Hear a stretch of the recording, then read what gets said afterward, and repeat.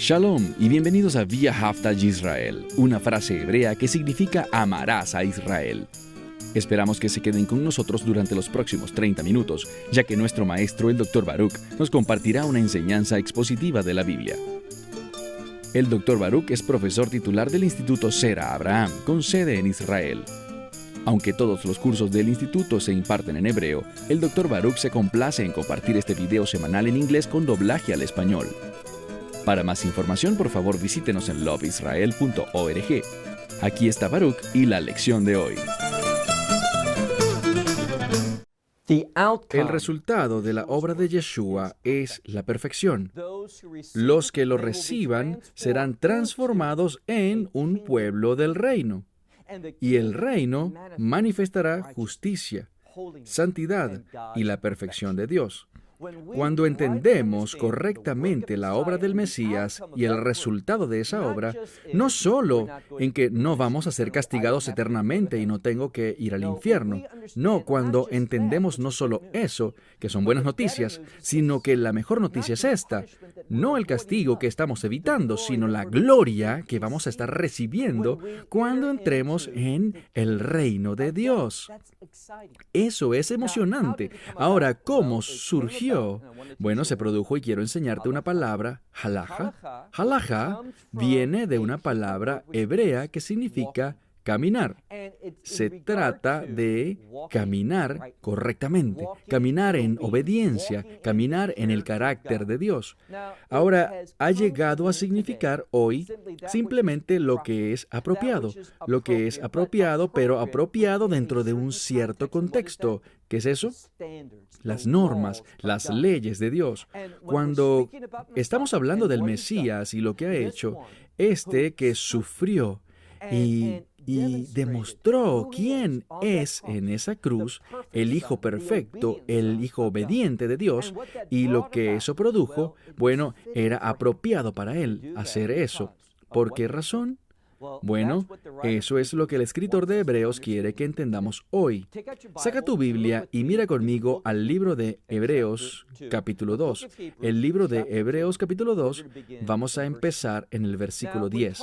Ahora, hablamos del Mesías sufriente en la cruz, que fue coronado con gloria y honor. Ahora bien, nunca hubo un tiempo en que no tuviera gloria y honor, porque Él es el Hijo de Dios. Él es verdaderamente Dios, pero se humilló a sí mismo. En Filipenses 2 se habla de Él vaciándose de esto, cuando tomó carne humana. Por lo tanto, como hombre, se le pidió que demostrara lo que realmente es. Demostrar esa obediencia, esa perfección, donde se magnificó y nos mostró esto en la mejor ubicación, de la mejor manera, en la cruz. Así que mira conmigo el versículo 10, él usa una palabra muy importante. Esta palabra en griego la decimos de una manera, pero es una referencia a la palabra que comparto contigo, halajá, que significa lo que es apropiado basado en las leyes, las normas, el carácter de Dios.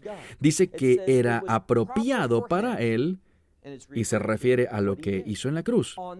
¿Por qué? ¿Por qué fue a la cruz? Era una obligación con respecto a la voluntad de Dios. ¿Por qué fue eso? Bueno, dice que si leemos, y es un griego muy entrecortado, pero él dice aquí, por todas las cosas. Todas las cosas, si recuerdas y has estado siguiendo el capítulo 1, una de las cosas que aprendimos es que el Mesías es el heredero de todo. Todo le pertenece a él. ¿Por qué es él el heredero de todo? Bueno, en cierto sentido podemos decirles por qué, porque también dice aquí, y a través de él son todas las cosas. Así que todas las cosas le pertenecen, todas las cosas son por él. Eso es literalmente lo que dice. Todas las cosas son para su propio beneficio. Por lo tanto, todas las cosas también fueron hechas por él. Él está inherentemente relacionado con eso y por lo tanto, debido a que todas las cosas son para él y él creó todas las cosas, él quiso redimir estas cosas.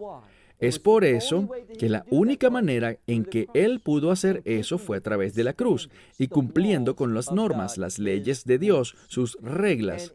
Al hacerlo, ¿Qué hizo? Bueno, sigue leyendo. Dice, y muchos hijos él llevó a la gloria. Así que llevó muchos hijos a la gloria. ¿Por qué dice tantos hijos? Bueno, porque, y no es un término que excluya a las mujeres, utiliza a los hijos masculinos. ¿Por qué? Porque el hijo está relacionado con el heredero. Él ha hecho que su obra sea fiel a los parámetros, las normas, el formato que Dios tiene debido a su justicia. El Mesías era apropiado, tuvo que hacerlo de esta manera para lograr lo que quería hacer, y eso es llevar a muchas personas, hombres y mujeres, a ser herederos de la gloria. Ese era su propósito, hacer que fuéramos personas que reflejaran la gloria de Dios. Por eso nos creó. Una referencia a Génesis 1. Tantos hijos para la gloria Él guió, y por lo tanto, ¿qué leemos? Que Él es el gobernante o el rey. Ahora, no es la palabra rey en griego. Creo que en algunas Biblias se utiliza la palabra capitán, pero es una palabra para gobernante. Él es el gobernante de la salvación de ellos. ¿Qué significa eso? Él lo controla, Él lo define, Él lo ha logrado. Así que la salvación, en otras palabras, le pertenece a Él, y fue por su sufrimiento. Dice que a través del sufrimiento, Él fue ¿qué? Completo o perfeccionado. Ahora tenemos que tener cuidado porque esto no implica que antes de que Él hiciera las cosas, que era imperfecto, que eso era algo que faltaba. Eso no es lo que dice. Lo que está tratando de mostrarnos es esto. Él, siendo perfecto en todo sentido, santo, justo, sin pecado, se vació a sí mismo, se hizo hombre. Y ahora como hombre demostró perfección. ¿Cómo lo ha hecho? Por el sufrimiento. Estaba tan comprometido con los objetivos de Dios, la voluntad de Dios, y adivina qué, tú y yo también deberíamos estarlo, y lograr los objetivos de Dios, su propósito, sus planes, su voluntad en nuestra vida. Prepárate porque va a significar algo. Significará que vas a sufrir. Servir a Dios es una experiencia dolorosa. Pero, ¿qué dice Pablo? Dice que se gloría sobre todas las cosas en la comunión de los sufrimientos del Mesías. Significando esto, cuando Él está sufriendo persecución por los propósitos de Dios, ¿cuál es el resultado de esto? Intimidad con el Mesías. Experimenta en estos tiempos una persecución, tal intimidad con Dios, y por lo tanto, enfatiza que más que a algunos sufrimientos temporales, el sufrimiento terminará, pero esa intimidad permanece. Crecemos en nuestro entendimiento, en nuestra relación con Dios. Bueno, pasemos al versículo 11.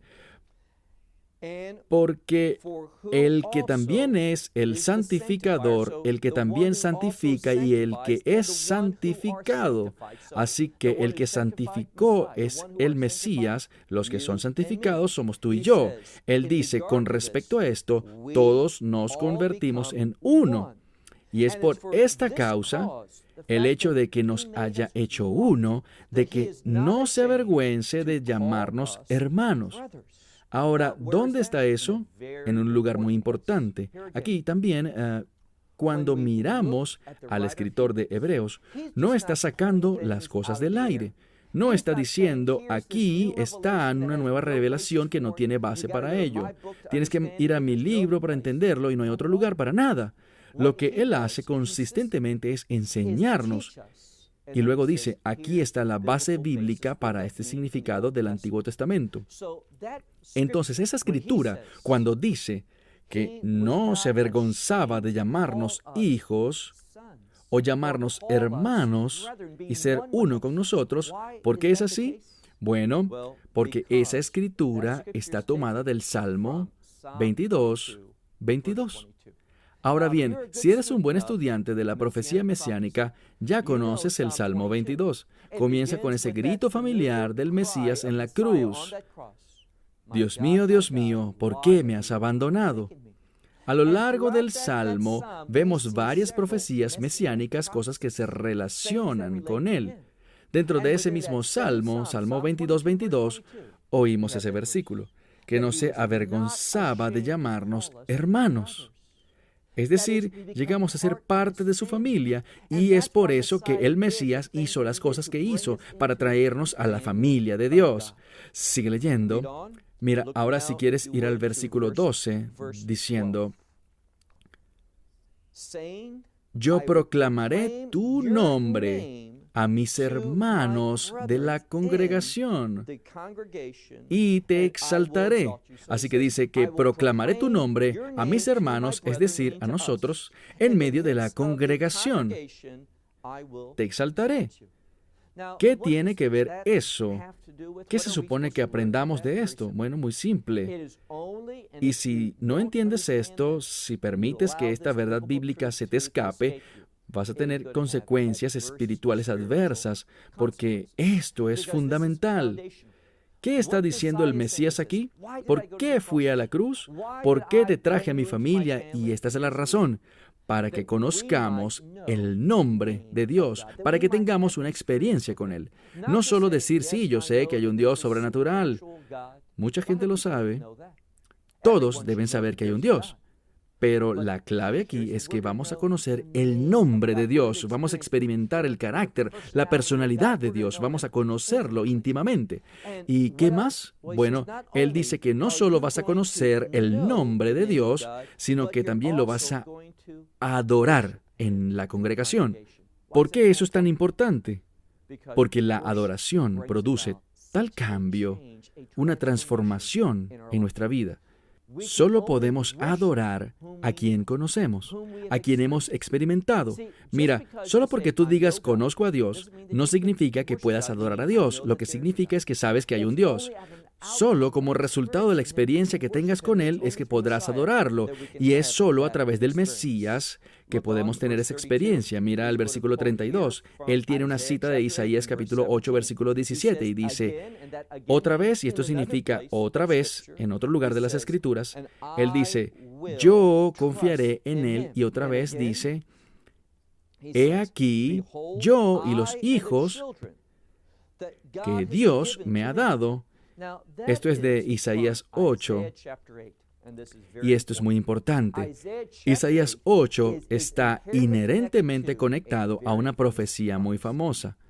En Isaías 7 tuvimos esa profecía de un hijo siendo dado, y ese hijo va a nacer por una virgen y va a ser llamado Emmanuel. Esa es una profecía muy especial, hablando del nacimiento del Mesías. Ahora, esa profecía viene dentro de un tiempo de la historia de Israel cuando el rey Acaz era rey y rehusó creer en Dios.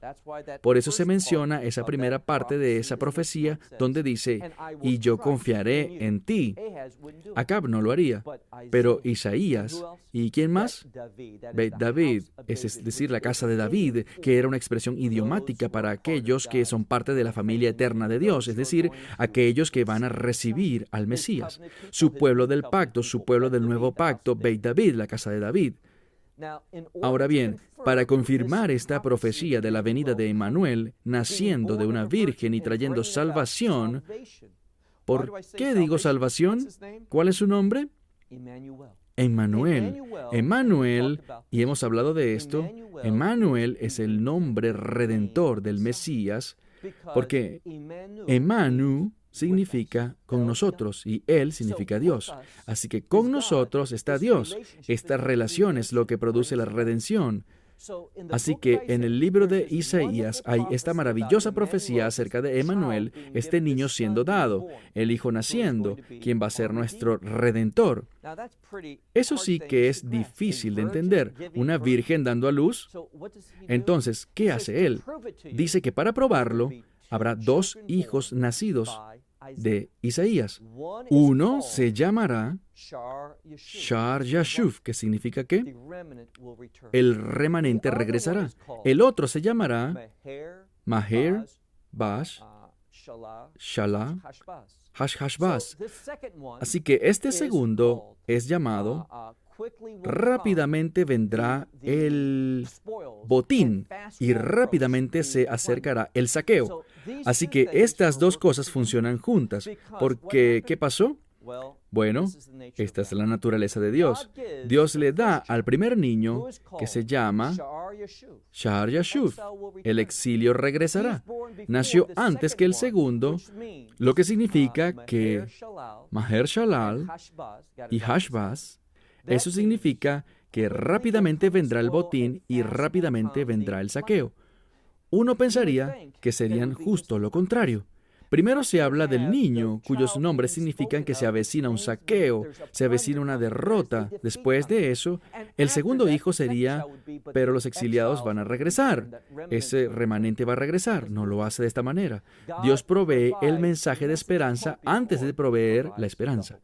Lo que Él está diciendo aquí es esto. Cuando ves que esas cosas pasan, esos dos niños que nacen y sus nombres, lo que sus nombres responden a ser cumplidos y que estaban en la historia de Israel, sabemos que Asiria vino y Asiria tomó esas tribus y las arrojó al exilio. También sabemos que lo mismo sucedió con el reino del sur de Judá. Babilonia vino y los echó al exilio. Pero adivina qué, hemos regresado a la tierra, no todos, pero un remanente ha regresado y todavía hay un remanente que regresará. ¿Cuándo regresará ese remanente final? Cuando el Mesías regrese al final de los tiempos, Él reunirá a los exiliados. Así que lo que Él está diciendo aquí es esto, y de la misma manera que usted podría volver atrás y mirar en la profecía de Isaías, y cómo Isaías confirmaría las cosas a través de estos dos hijos, de la misma manera, de lo que está hablando ahora es digno de creer. Ahora mira, si quieres ir al verso 14, por lo tanto, puesto que los niños, hablando de esos dos niños, son partícipes de carne y hueso. Para que esta profecía se cumpliera, estaban esos dos hijos que eran de carne y hueso.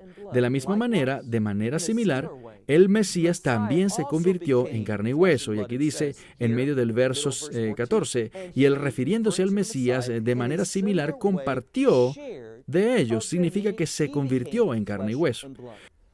¿Por qué se convirtió en carne y hueso? ¿Por qué razón? Para que a través de la muerte, Él destruyera el poder de aquel que tiene la muerte. ¿Quién es ese? Dice que es el diablo. Así que Mesías, Él se hizo carne y sangre para cumplir la promesa que Dios hizo. ¿Y cuál sería esa? Esa muerte. ¿Con qué se relaciona la muerte? Con el pecado. Que la muerte sería destruida. La única manera de que eso sucediera es que el Mesías muriera. ¿Y cómo venció la muerte? Resucitando de entre los muertos, la resurrección. Como he dicho muchas veces, siempre que hay una referencia a la resurrección, ¿sabes qué debería venir a nuestra mente? Reino. Déjame decirte por qué. Porque la resurrección es el evento, ese evento de transición que va a traer el reino. Por eso, el Mesías viene al Monte de los Olivos. Si le preguntas a cualquier judío, ¿qué es el Monte de los Olivos? ¿Sabes qué te dirá? El cementerio judío más importante del mundo. Tú vas allí y solamente verás tumbas a lo largo y ancho del Monte de los Olivos, pero hay un lugar en la cima que es donde el Mesías regresará. ¿Y por qué están esas tumbas allí? Anticipándose a esta gran resurrección cuando regrese. Así que esto es lo que la Escritura está diciendo. A través de su muerte, Él derrotó al enemigo llamado el diablo, y Él los liberó a aquellos que estaban anteriormente cautivos por el temor de la muerte. ¿Qué trae la muerte? La muerte es temporal. Ahora, ¿significa eso? En dos sentidos. ¿Cómo quiero explicar esto? Bueno, simplemente la muerte es un significado temporal porque yo muero. Mi vida es temporal. Si muero, no voy a vivir para siempre, y por eso existe esta presión. Sé que voy a morir y por tanto lo que estoy buscando, el tiempo se acaba.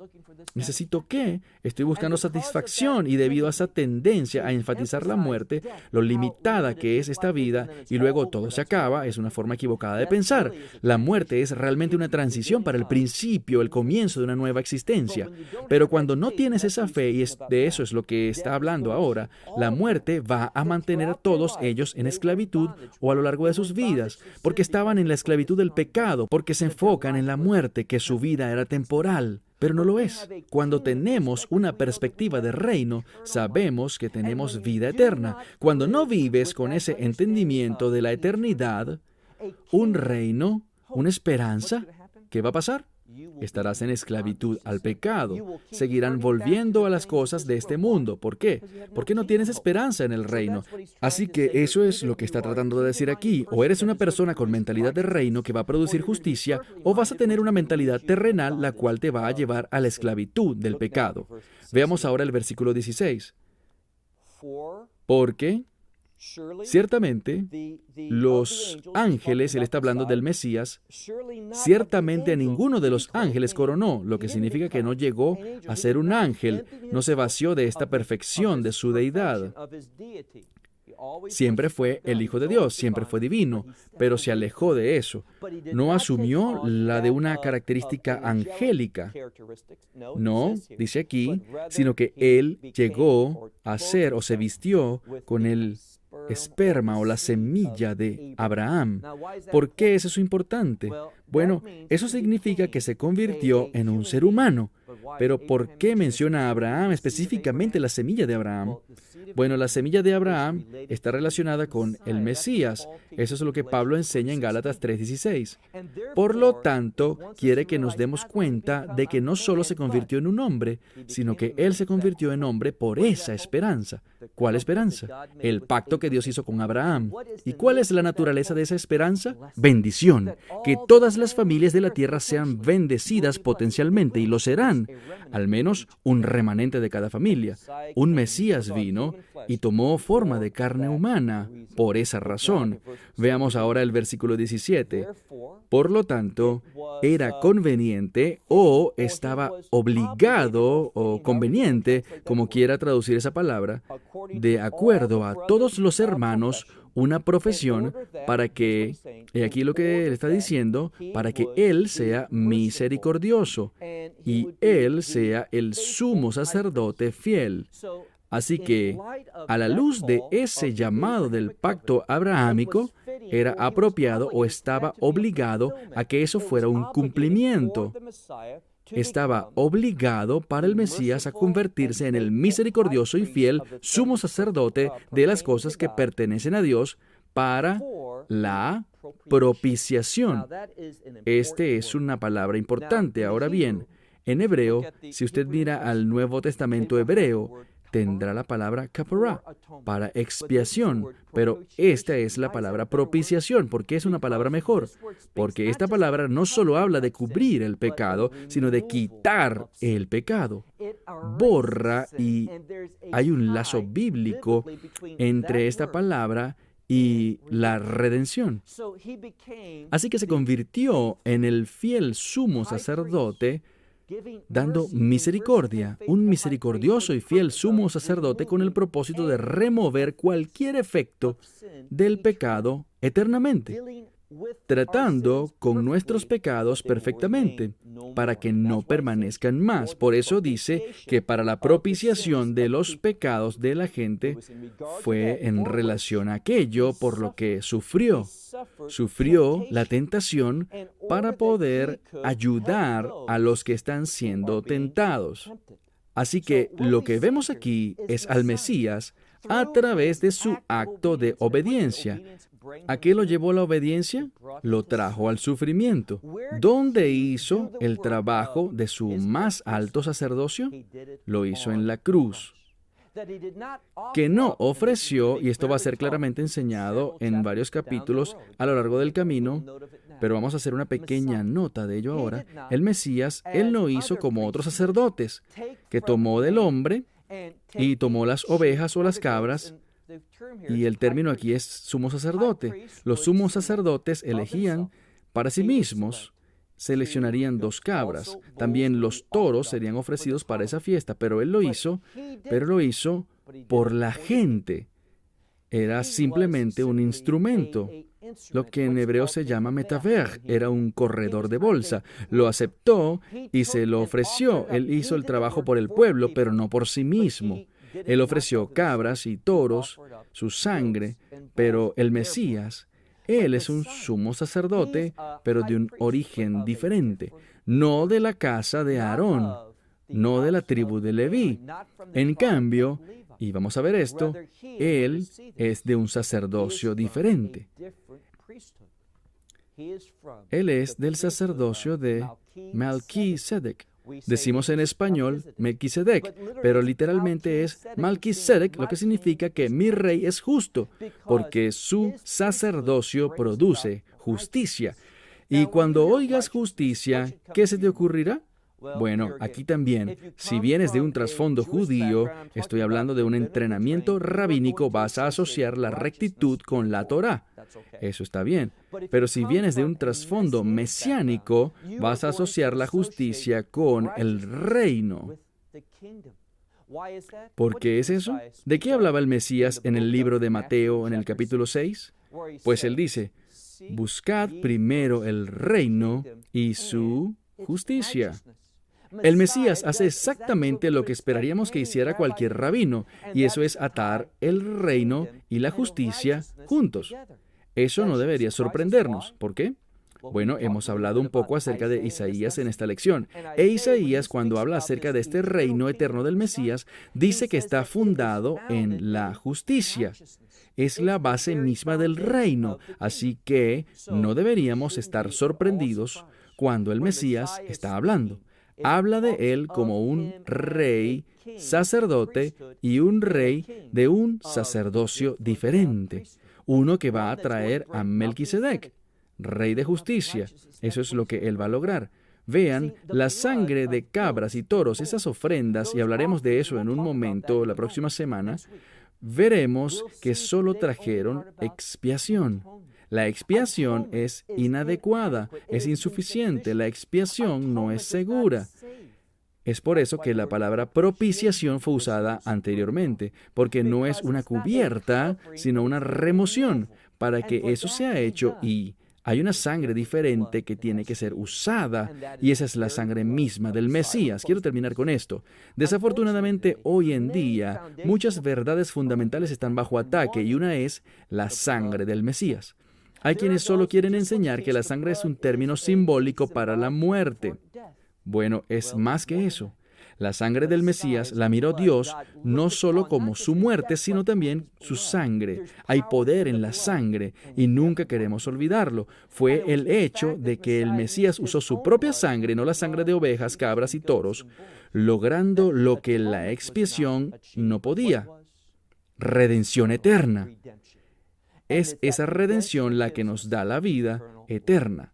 ¡Qué gloriosa esperanza tenemos por medio de nuestro gran sumo sacerdote, el Mesías Yeshua! Bueno, hasta la próxima semana y que Dios los bendiga. Esperamos que se haya beneficiado del mensaje de hoy y lo comparta con otros. Por favor, haga planes para unirse a nosotros cada semana en este momento y en este canal para nuestra transmisión de loveisrael.org. Nuevamente, para obtener más información sobre nosotros, visite nuestro sitio web. Allí encontrará artículos y muchas otras conferencias de Baruch. Estas enseñanzas están en forma de video. Puede descargarlos o verlos en transmisión en línea. Hasta la próxima semana. Que el Señor te bendiga en Yeshua HaMashiach. Este es Jesús. Shalom desde Israel.